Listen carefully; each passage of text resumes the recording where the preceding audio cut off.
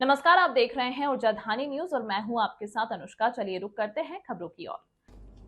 सिंगरौली जिले के मोरवा विस्थापन को लेकर ऊर्जाधानी न्यूज के संपादक प्रदीप तिवारी से सिंगरौली विस्थापन मंच के प्रवक्ता ललित श्रीवास्तव ने बात करते हुए कहा कि एनसीएल के द्वारा पीडब्ल्यूडी के कार्यपालन यंत्री से भवन निर्माण को लेकर रेट सूची मांगी गई थी, जिसमें कार्यपालन यंत्री पीडब्ल्यूडी द्वारा बड़ा हास्यास्पद जवाब दिया गया। उन्होंने पत्र में जिक्र किया कि 2019-20 के बाद 2020-21 में किसी भी प्रकार का रेट उपलब्ध नहीं है, अतः 2019-20 के दर से ही संपत्तियों के प्रतिकर का निर्माण हेतु मान्य किया जाए। सिंगरौली विस्थापन मंच के प्रवक्ता ललित श्रीवास्तव ने कहा कि ऐसा प्रतीत होता है कि 2020-21 में रेट के लिए उन्होंने कोई प्रयास नहीं किया।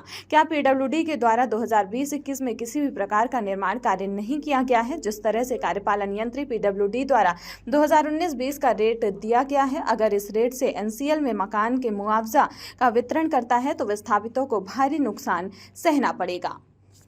प्रदीप तिवारी, आप देख रहे हैं ऊर्जा धानी न्यूज। हमारे साथ फेस टू फेस कार्यक्रम के खास मेहमान हैं सिंगरौली विस्थापन मंच के प्रवक्ता ललित श्रीवास्तव जी।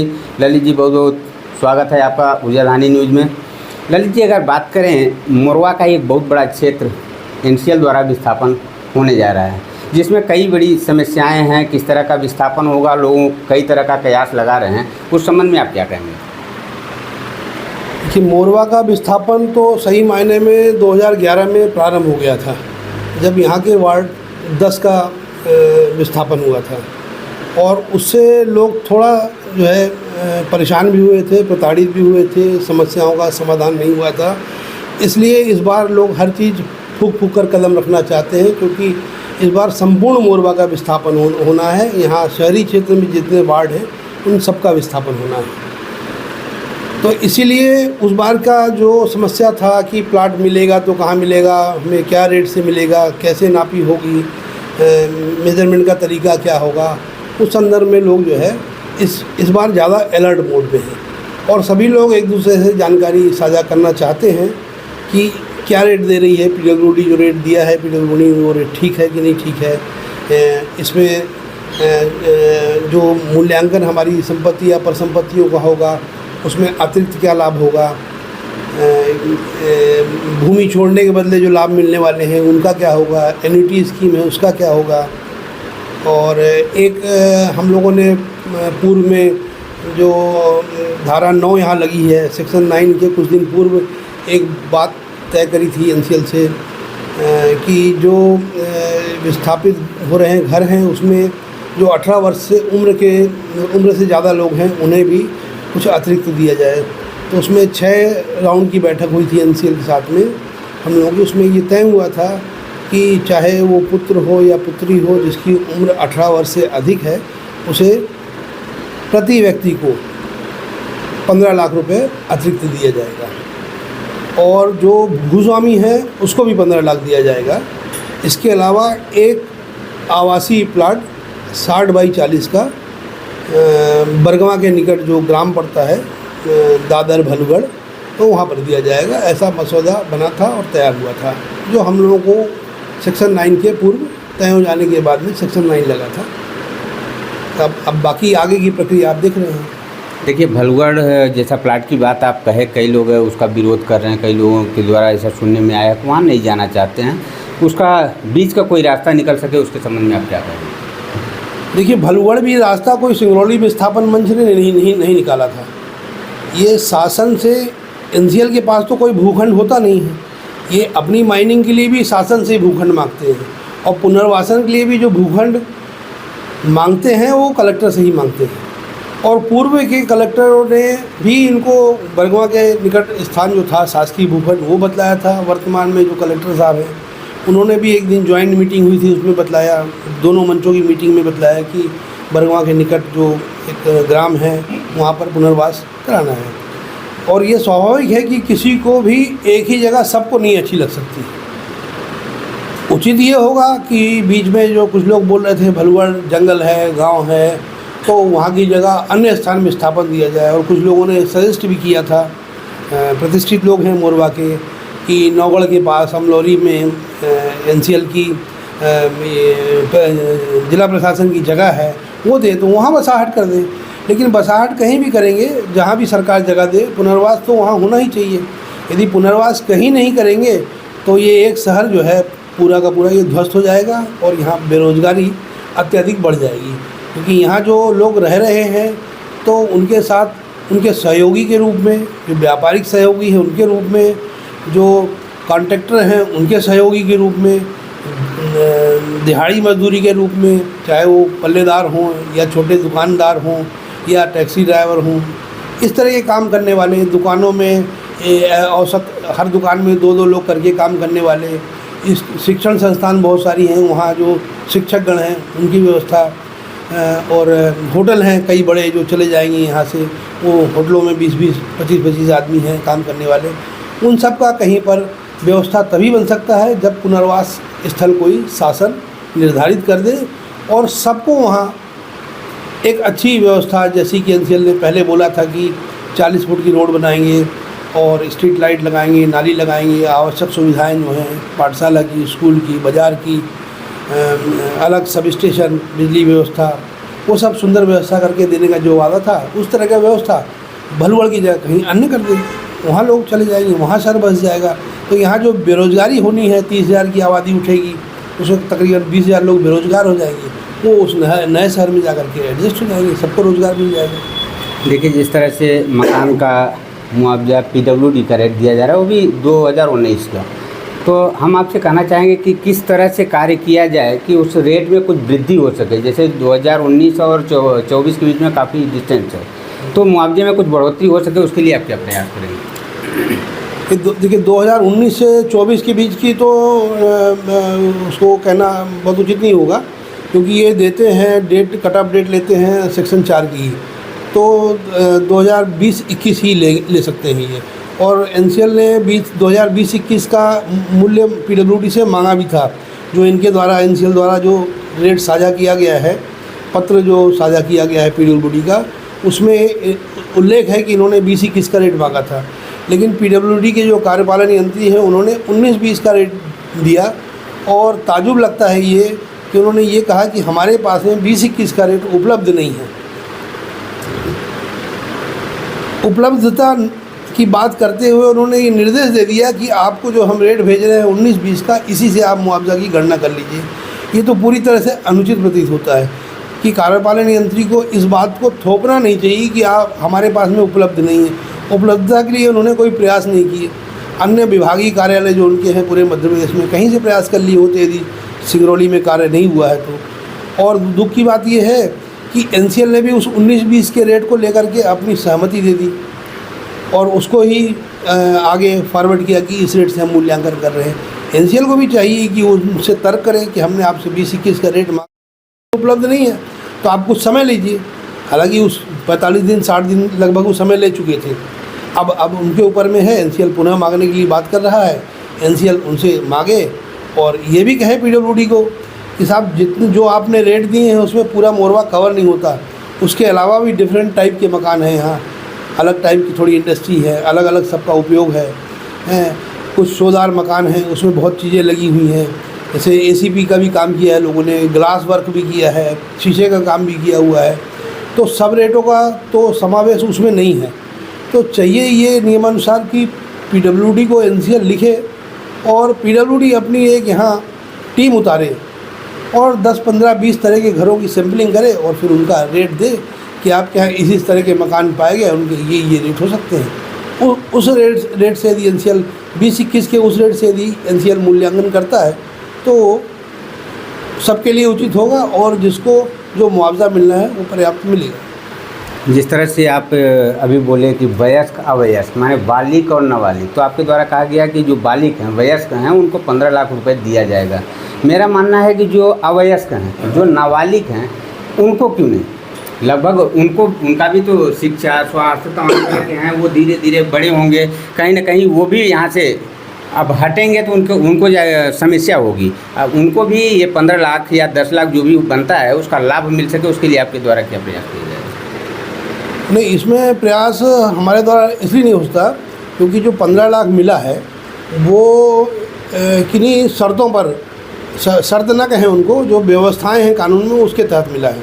15 लाख उसको दिया गया है जिसको NCL पहले प्लाट दिया करता था, या प्लाट के बदले में 6 लाख की राशि दिया करता था। तो 6 लाख की राशि बहुत कम है मानते हुए हम लोगों ने उसको निगोशिएट किया, और जो 18 साल से ऊपर है उसका अपना अलग परिवार माना जाता है, ये सोचा जाता है कि वयस्क हो गया है वो, तो उसको कुछ और राशि दी जाए। तो ये राशि 15 लाख आई कहाँ से आई है? ये कि प्लाट उनको न देंगे, हर 15-18 साल के ऊपर वाले को प्लाट नहीं मिलेगा, उसे एक राशि दी जाएगी। और वो राशि निगोशिएशन हुई 6 राउंड में, तो उन सबको फिर ये तय हुआ कि सबको 15-15 लाख रुपए देंगे। अब चाहे वो भूस्वामी का पुत्र हो, पुत्री हो, या स्वयं भूस्वामी हो, स्वयं भूस्वामी को भी 15 लाख रुपए मिलेगा। अंत में फिर हम लोगों ने ये कहा कि साहब आप 15-15 लाख रुपए प्लाट के बदले दे करके तो अपना काम पृथक कर लेंगे, लेकिन अल्टीमेटली हमारा ताना माना जो शहर का है ये पूरा तरह से उजड़ जाएगा यदि आप कहीं बसाहट नहीं देते हैं। तो हमारा व्यापार नहीं चलेगा, हम एक दूसरे से मिल नहीं पाएंगे, आपसी में संबंध है, मित्रता है। तो फिर इस बात की ज़बरदस्ती करते हुए ये तय हुआ कि ठीक है 15 लाख के अलावा हम एक प्लाट देंगे, लेकिन वो सिर्फ भूस्वामी को देंगे, और वो भूस्वामी के लिए एक प्लाट तय हुआ। अब रहा सवाल ये कि 18 वर्ष से नीचे 15 लाख रुपया या 10 लाख रुपए जैसा आपका कहना है भी देना चाहिए, तो वो देने के लिए इसलिए कोई अपन रास्ता नहीं निकाल सकते हैं, क्योंकि 15 लाख उसको दिया गया है जिसको कि देने की प्लाट देने की व्यवस्था कानून में कही गई थी, लार में भी कही गई थी, और उसको पहले प्लाट मिलता भी था। जो 18 वर्ष से कम उम्र के हैं तो उनको पहले भी कुछ नहीं मिलता था, कानून में व्यवस्था नहीं थी, तो अब कैसे दे सकते हैं, या उसके प्रयास कैसे किए जा सकते हैं? इस तरह के प्रयास हमारे स्तर से या हमारे मंच के स्तर से तो संभव नहीं दिखलाई पड़ता। देखिए, एक सबसे बड़ी बात चर्चा का विषय बना हुआ है कि पिछली बार जब वार्ड क्रमांक 10 का 2010-11 में विस्थापन हुआ था, उस समय प्लाट का 6 से 8 लाख रुपए दिया गया था। अभी कुछ लोगों में चर्चाएं हैं कि अभी जो विस्थापन हो रहा है प्लाट अगर कोई नहीं लेना चाहता है तो 1,37,000 रुपये दिया जाएगा। उस संबंध में आप क्या कहेंगे? नहीं, जो पिछला विस्थापन हुआ था वार्ड नंबर 10 का, वो भी थोड़ा कन्फ्यूजन है कि 6 से 8 लाख दिया गया था। प्लाट के बदले जो राशि दी गई थी वो 6 लाख ही दी गई थी। उसके पहले जो RNR 12 की पॉलिसी थी इनकी, उसमें 3,000 रुपये था, 3 लाख था, और इस बार बढ़ा करके जो है RNR पॉलिसी में इनके 6 लाख हुआ था, तो 6 लाख दिया गया। बाकी जो एक्स्ट्रा जो पैसे मिले थे 6 लाख या 6.5 लाख ऐसी कुछ है प्लाट के बदले, जो एक्स्ट्रा मिले हैं वो विधिक घटक के लाभ हैं, वो अभी भी मिलते हैं लोगों को, और जो हम लोग विस्थापित हो रहे हैं तो हम लोगों को भी मिलेंगे। 1 लाख आप जो ये पूछ रहे हैं कि उसके बदले जो प्लाट न लेना चाहे, उस शहर में न जाना चाहे जहाँ NCL बसा रहा है, तो प्लाट के बदले जो राशि है वो 6 लाख तो पहले मिलती थी। जैसे हमने बताया कि भाई पहले 3 लाख मिलती थी, उसको बढ़ा करके 6 लाख किया गया, तो अब प्लाट के बदले की NCL यदि राशि देगी तो 6 लाख वो भी पर्याप्त नहीं होगी। जिसको नहीं जाना है, अब यहाँ नहीं रहना है, यहाँ से दूसरे स्थान चला जाना है, या उसकी उम्र हो गई, व्यापार करने लायक नहीं है, या बच्चे दूसरी जगह हैं, उनको अवश्य उसका पैसा देना चाहिए, और कोई अच्छी उसको कीमत मिलनी चाहिए, ताकि वो जहाँ जाए कुछ अपने पैसे मिला करके प्लाट ले सके। देखिए, जिस तरह से वार्ड क्रमांक 10 का जब विस्थापन हुआ था, सेक्शन 9 लगने के बाद भी भवन का निर्माण हो, चाहे पट्टे की ज़मीन हो या मध्य प्रदेश शासन की ज़मीन हो, एक तरफ नापी चल रही थी और कहीं कहीं काम भी लगे थे मकानों में, जिसका नापी हुआ और सभी को मुआवजा दिया गया। जबकि इस बार जब सेक्शन 9 लगा तो NCL ने ड्रोन सर्वे करवाया। ड्रोन सर्वे के बाद वो बार बार विज्ञापन के माध्यम से ये बता रहा है कि ड्रोन सर्वे के बाद जो भवन निर्माण हुआ है उसका मुआवजा नहीं दिया जाएगा। उस पर आप क्या कहेंगे? देखिए, पिछली बार जो था उसको ये माना जा रहा था कि ग्रामीण क्षेत्र में विस्थापन चल रहा है कार्यक्रम, और ऐसा क्षेत्र भी नहीं था और इतना ज़्यादा व्हाट्सएप अलर्ट भी नहीं था कि हर जगह की फ़ोटो खींच के फ़ोटो डल रही हों। किसी ना किसी, कोई किसी से प्रसन्न है तो कोई किसी से नाराज़ है तो फ़ोटो शेयर करने लगते हैं। तो उस टाइम में जो हुआ वो सबकी पोल ये मानी जाए कि दबी रही, पता नहीं चली। लेकिन अभी मीडिया इतना तेज़ है, अब जैसा आप बता रहे हैं इस बार ड्रोन चल गया। अब ये बताइए कि ड्रोन जब चलाया NCL ने, उसे देखिए NCL की जो मंशा रहती है, थोड़ा बहुत आपका निर्माण हो गया है तो विवाद की स्थिति नहीं बनाना चाहता, और आप उसी मकान में रहते हैं, आपकी आवश्यकता पड़ी, आपने थोड़ा बना लिया तो उसको दे करके इतिश्री कर लेता है, बात ख़त्म कर देता है। यही स्थिति मढ़ौली की भी थी, वार्ड नंबर 10 की। उसमें भी लोग रह रहे हैं, और एक समस्या ये थी, मढ़ौली का विस्थापन लंबे समय तक चला, 5-6 साल बाद उसका कुछ पता चला, तो लोगों को ये उम्मीद थी कि मिलेगा, कब जाएगा, तो लोग अपने आवश्यकता के हिसाब से थोड़ा थोड़ा सा विस्तार कर रहे थे, और उसी विस्तार को NCL ने नज़रअंदाज किया। नज़रअंदाज करना भी उसकी मजबूरी थी, क्योंकि उसके पास कोई प्रमाण नहीं थे। लेकिन इस बार जब से ड्रोन की व्यवस्था हो गई तो इन्होंने कलेक्टर से अनुमति ली और ड्रोन चलाया। अब जैसी जानकारी मिलती है कि ड्रोन के द्वारा इनके पास में यथास्थिति है, में छाप रहे थे और लेकिन लोग निर्माण भी बंद नहीं कर रहे थे। अब इसमें थोड़ा सा एनसीएल को कंसीडर करना चाहिए साहब कि जो हो गया है सो हो गया है। अब किसी तरह से इसको आगे निर्माण ना हो उस पर अंकुश पूरी तरह से लगाएं और इनको कुछ दे लेकर के बात ख़त्म करें। किसी का भी पैसा तो पैसा है, लग गया वो अज्ञानता में लग गया। ललित जी बात करें, अगर हम मोरवा का एक बहुत बड़ा क्षेत्र विस्थापन हो रहा है और विस्थापन होने के बाद यहाँ बेरोजगारी चरण सीमा पर हो जाएगी। जिस बेरोजगारी को दूर किया जा सके, इनको भी रोज़गार मिल सके, जैसे दुकानें हैं, माने कई तरह की प्रक्रियाएं हैं, तो उसको सही किया जा सके, उसके लिए क्या करेंगे? देखिए, बेरोजगारी दूर करने का तो सीधा सा एक उपाय है कि सिंगरौली ज़िले में 2 शहर हैं और ये विस्थापन के कारण एक शहर नष्ट न हो जाए या जो वर्तमान में बैढ़न शहर है उसमें ये समाहित न हो जाए। यदि ऐसा होता है कि बैढ़न में ही ये समाहित हो जाएगा तो बैढ़न का इंफ्रास्ट्रक्चर, चाहे वो पानी के मामले में हो या बिजली के मामले में हो या रोड के मामले में हो, अभी भी इतना पर्याप्त नहीं है कि वो इतनी बड़ी 20-30 हज़ार की आबादी को अपने आप में समाहित कर ले। तो वो वहाँ जाता भी है तो यदि व्यापार जगत भी जाता है तो यहाँ के व्यापारी यदि वहाँ पहुँचते हैं तो जो उनका व्यापार चल रहा है वो भी प्रभावित होगा, क्योंकि सब चीज़ों की दुकानें जो है 2-4 गुनी हो जाएंगी। तो एक तो यहाँ के लोग वहाँ जा कर के वहाँ का व्यापार को नुकसान पहुँचाएंगे और जो खुद पहुँचेंगे वो अपने व्यापार में भी क्षति पहुँचाएंगे। इस दृष्टिकोण से बैढ़न में इसको व्यापार को या पूरी आबादी को समाहित होने से बचाने का कार्य जो है जिला प्रशासन ही कर सकता है।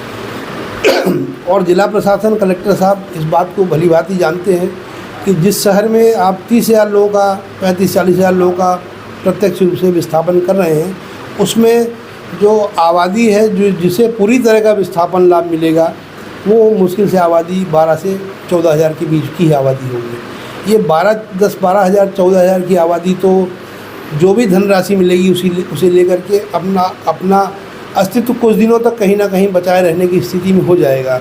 2-4 साल उसका 2 साल 1 साल काम भी नहीं चलेगा तो जो प्राप्त हुआ है उसी से खा के उसका काम चल जाएगा।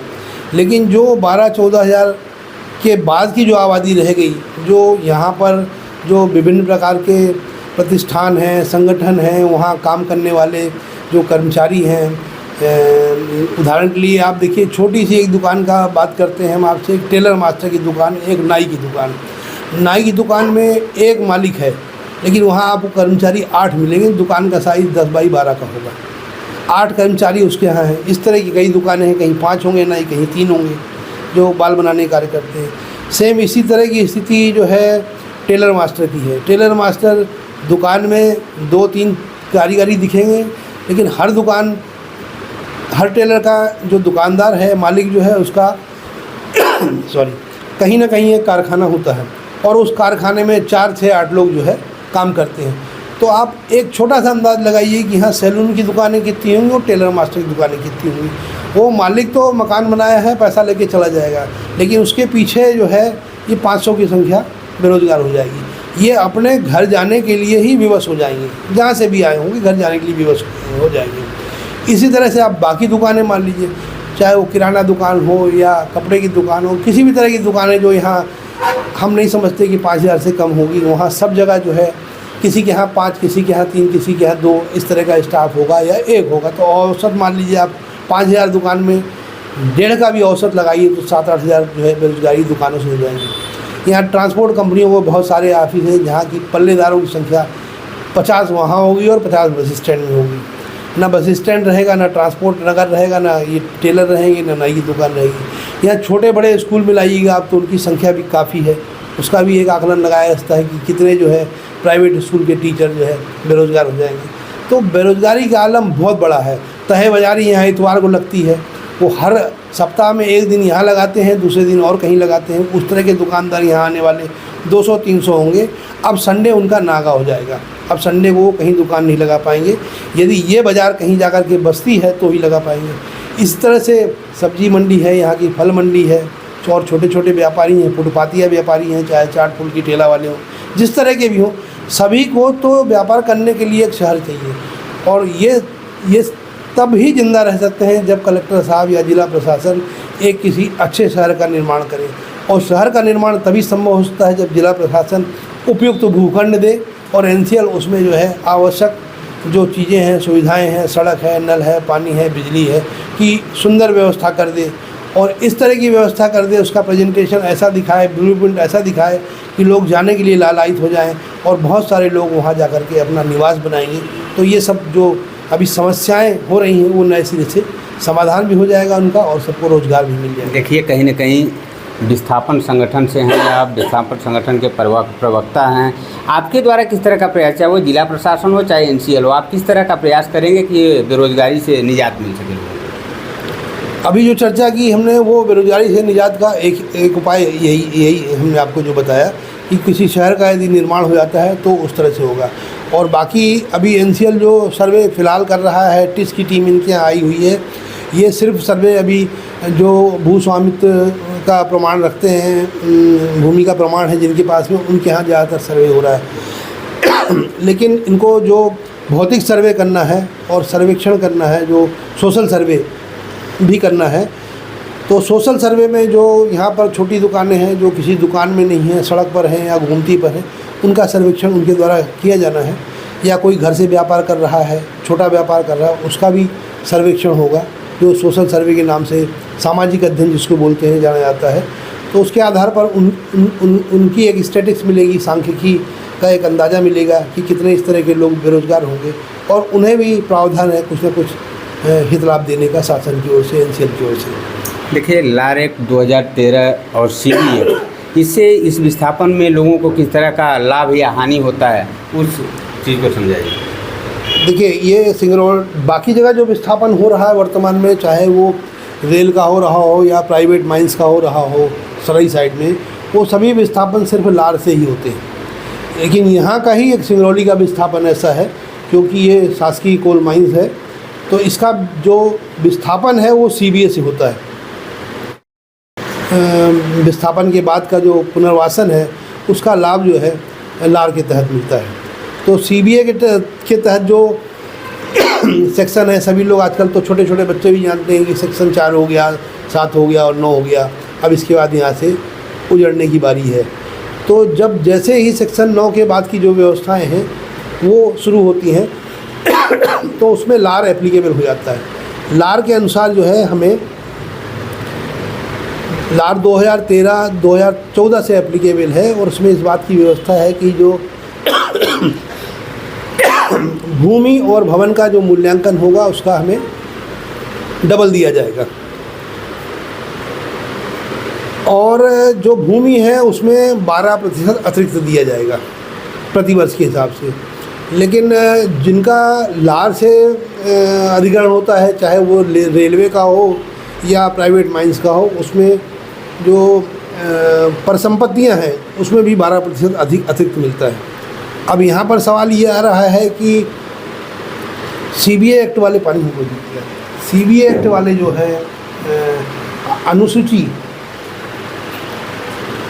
लार की अनुसूची एक बनी हुई है, अनुसूची 4 में जो लोग हैं 10-11 लोग हैं वो लार में पहले शामिल नहीं थे, 2014 में शामिल नहीं थे। हम लोगों को सीबीए वालों को 2015 में शामिल किया गया और इस शर्त के तहत शामिल किया गया कि हमें पुनर्वास का लाभ जो है, विस्थापन और पुनर्वास का लाभ अनुसूची 1 से प्राप्त होगा। और अनुसूची 1 में जो बातें लिखी गई हैं उसमें 12% भूमि पर अतिरिक्त देना है, लेकिन भवन माने या परिसंपत्ति माने तो उस पर 12% अतिरिक्त देने में कंट्राडिक्टरी है। धारा 29 और धारा 30 के हिसाब से थोड़ा समस्या हो रही है देने के लिए, मतलब उसको ठीक ढंग से डिफाइन नहीं किया गया है, हालांकि देना चाहिए। और इस संबंध में सिंगरौली विस्थापन मंच ने काफ़ी प्रयास किया, कई महीनों से कई बार पत्राचार कोयला मंत्रालय से किए हैं और अभी कुछ दिनों पूर्व जवाब भी मिला है कोयला मंत्रालय से, एनसीएल से मांगा भी गया है कि इसमें कितनी राशि का इम्पैक्ट पड़ेगा। ये 7 जुलाई को पत्र एनसीएल में आया है और एनसीएल गणना करके अब भेज रहा है कि यदि हम 12% अतिरिक्त देते हैं परिसंपत्तियों में तो वो उसका वित्तीय भार कितना एनसीएल के ऊपर पड़ेगा। तो इस तरह से कुछ जो है अब अंदाज़ा लग रहा है कि हमें 12% शायद अतिरिक्त पर संपत्तियों में भी मिल जाए। तो इस ढंग से इसको डिफाइन कर सकते हैं कि भूमि अधिग्रहण का कार्य सीबीए करेगा और जो उसके लाभ, विस्थापन के लाभ हैं और पुनर्वास के जो लाभ है उसका हमें लाभ लार के द्वारा मिलेगा। लेकिन चाहे आपकी भूमि हो चाहे परिसंपत्तियाँ हों, सबकी राशि जो आकलन होगा उसकी दुगनी ही मिलेगी, उसमें कोई दो राय नहीं है, 100% सिक्योरिटी मिलेगी। ललित जी, लास्ट सवाल मेरा है कि सिंगरौली विस्थापन को लेकर 2 संगठन तैयार है। मोरवा जैसा विस्थापन हो रहा है तो ये सिंगरौली विस्थापन मंच और पुनर्स्थापना मंच 2 संगठन है, दोनों में मतभेद दिख रही है। मुझे लगता है कहीं ना कहीं दोनों संगठन अगर मिल के लड़ाई लड़ते तो जनता का हित होता और जो ये डिमांडें हैं वो सब पूरी हो जाती। तो इस तरह आपके द्वारा क्या प्रयास किया जाएगा कि दोनों संगठन एकजुट होकर लड़ाई लड़ें ताकि विस्थापन का पूरा लाभ जनता को दिलाया जा सके? नहीं, ये बात ठीक है, लेकिन 2 संगठन 3 संगठन होने में कोई हर्ज नहीं है, इसलिए कि जो अपने अपने स्तर से जिससे जो प्रयास हो सकेंगे प्रयास करेंगे, तो उसमें कोई ऐसा बाध्यता नहीं है कि यदि ए मंच ने कोई प्रयास किए और लाभ मिला तो जो ए मंच के सदस्य उन्हीं को मिलेगा, वो प्रयास करेंगे सबको मिलेगा। बी मंच प्रयास करेगा तो भी सबको मिलेगा। होता हो ए मंच से कोई बातें छूट जाएं तो बी मंच उसको कवर कर ले, उसके द्वारा लाभ मिल जाएगा। तो लाभ में जो आम लोग हैं उनके लाभ में कहीं कमी नहीं आनी है, वो पूर्ति बराबर होगी। अब रह गया बात सवाल ये कि इकट्ठा होने का, तो मनभेद तो नहीं है, ऐसी कुछ नहीं कहते, कुछ 2 4 6 लोग होंगे, किसी भी ए संगठन में भी होते हैं, बी संगठन में भी होते हैं, उनकी संख्या किसी संगठन में ज़्यादा होती है, किसी संगठन में कम हो सकती है, लेकिन बाकी तो सब सामान्य लोग हैं, रोज़ मिलने जुलने वाले लोग हैं, ऐसा कोई किसी से कोई समस्या नहीं है। और जब कलेक्टर साहब ने अभी एक बैठक कुछ दिनों पूर्व की थी तो दोनों मंचों के लोग शामिल थे। उसमें मामला सबसे ज़्यादा गंभीर यही था कि पुनर्वास कहाँ हो। तो कलेक्टर साहब ने उसमें अपनी स्पष्टता की थी कि साहब हमारे पास में जो व्यवस्था है भूखंड की वो बरगवा के निकट है, जैसे भलगढ़ और दादा ग्राम में हम दे सकते हैं, ये एनसीएल ने व्यवस्था आपको दी है। और अब चूँकि वहाँ पर यहाँ वाले जो हैं वो पुनर्वास स्थल पर ही चाहते थे कि एनसीएल भी जाए, क्योंकि हम लोगों का जो काम है वो कहीं ना कहीं 50% एनसीएल के पर ही आधारित रहता है। तो कलेक्टर साहब के सामने ही एनसीएल सीएमडी जो वर्तमान में है उनसे बात हुई और लोगों ने आग्रह किया कि साहब आप भी यदि आपका भी तो विस्थापन होना है, आप भी यदि वहीं चले तो अति उत्तम हो जाएगा।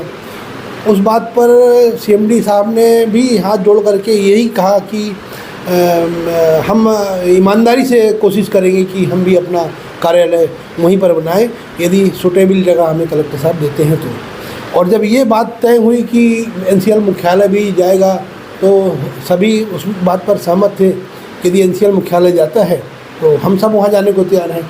एनसीएल मुख्यालय न जाने की स्थिति में होता हो बहुत सारे लोग वहाँ न जाना चाहें, लेकिन जाना कहाँ है एनसीएल को भी तो ये बताने के लिए कोई सा ब्लूप्रिंट चाहिए ना। आपको गांव का नाम बताने से कोई कैसे तैयार हो जाएगा? जो थोड़ा सा जागरूक है, उस क्षेत्र से जुड़ा है, समझता है, वो कह सकता है कि हाँ अमुक ग्राम ठीक है, इससे ये नज़दीक है, इससे ये दूर है, ठीक रहेगा, जा सकते हैं।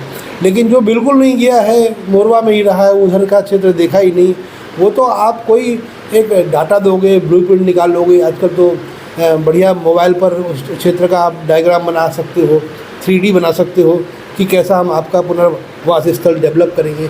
अच्छा पुनर्वास स्थल डेवलप रहेगा तो 80% लोग जाने का मन बनाएंगे और लोग जाएंगे, और जाएंगे तो बहुत सारी समस्याओं का समाधान बेरोजगारी का वहीं से हो जाएगा। देखिए, जिस तरह से आप कह रहे हैं कि ऐसा भी चर्चा हुई है कि जहां एनसीएल मुख्यालय जाए वहीं पे बसाहट दिया जाए, आपको क्या लगता है क्या कारण है? एनसीएल किस वजह से जो है विस्थापन जिस जगह पे कर रहा है वहाँ एनसीएल मुख्यालय, देखिए एनसीएल मुख्यालय जहाँ पर जाता है तो निश्चित रूप से बिजली, पानी, सड़क, स्कूल, शिक्षा, स्टेडियम, ग्राउंड, तमाम तरह की व्यवस्थाएँ उच्च स्तरीय रहती हैं, जहाँ पे जो विस्थापित हुए इस कारणवश जो है एनसीएल इस बात से कतरा रहा है और बार बार भलगढ़ की बात करता है।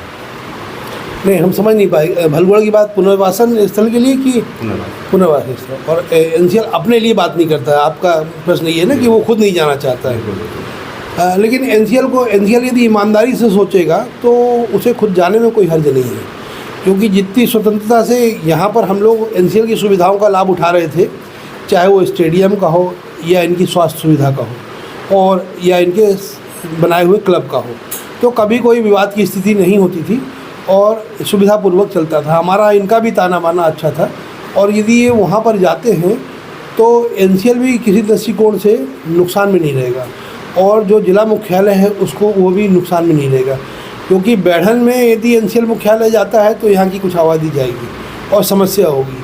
वर्तमान स्थिति में जो एनसीएल के पास में भूखंड बचा हुआ है वहाँ वो भी काफ़ी नहीं है। और दूसरी चीज़, यदि एनसीएल को अपना विस्थापन करना है तो उसको बरगवां जाने के दो फ़ायदे हो सकते हैं। पहला फ़ायदा तो ये कि ये सब बेसिन के नाम से जाना जाता है सिंगरौली, और सरई जो है वो मेन बेसिन है। यहाँ से 5 गुना कोयला सरई में है और अगली 2 खदानें सरई में एनसीएल को प्राप्त हो चुकी हैं और भविष्य की खदानें भी एनसीएल की सरई में ही हैं। तो यदि बरगवां में वो अपना मुख्यालय बनाते हैं तो वो दोनों सब बेसिन और मेन बेसिन के मध्य भाग में कहलाएगा। उस दृष्टिकोण से, सामरिक दृष्टिकोण से भी एनसीएल मुख्यालय यदि बरगवां में हो तो ज़्यादा बेहतर है। दूसरी चीज़ ये कि यदि मान लीजिए कि विस्थापित 12,000 हैं और 6,000 लोग ही पैसा मांगते हैं इनसे जाने कि हमको आप पैसे दे दीजिए, कहीं ना कहीं यदि ये पैसे में सेटलमेंट करते हैं, 10 लाख देंगे, 15 लाख देंगे, ठीक है, आप एक एवरेज जोड़ते हैं, 25 लाख लोग डिमांड कर रहे हैं तो उसको एवरेज जोड़ लीजिए, 15 लाख देते हैं यदि एनसीएल, तो 12,000 लोगों को यदि एनसीएल 15 लाख देती है तो ये करीब 150 करोड़ रुपया हो जाता है, मतलब 1.5 अरब, 150 करोड़ रुपया या 1.5 अरब रुपया। इतने राशि में तो एनसीएल अपना मुख्यालय भी वहाँ बना लेगी और टाउनशिप भी बना लेगी। 15 लाख रुपए 6,000-7,000 लोगों को देने से अच्छा है, या पूरे 15 लोगों को देने का अच्छा है, 1 अरब रुपया आपका बचेगा और सबके सब वहाँ चले जाएंगे, आपको किसी को पैसा नहीं देना पड़ेगा और उस क्षेत्र का भी विकास हो जाएगा। जिला मुख्यालय के लिए भी अच्छा है, क्योंकि जिला मुख्यालय की सीमा बढ़ेगी तो जो एक जगह ज़्यादा कंजेशन हो रहा है उसका भी विस्तार होगा और जिला मुख्यालय की सीमा 24 किलोमीटर से स्टार्ट हो जाएगी, कुछ दूर आगे जा कर के मेडिकल कॉलेज है, तो उस तरह से शहर जो है 25 किलोमीटर की परिधि में विकसित हो जाएगा। देश दुनिया व अपने आसपास के अन्य खबरों के लिए ऊर्जाधानी न्यूज को यूट्यूब पर सब्सक्राइब और फेसबुक पर फॉलो करना ना भूलें।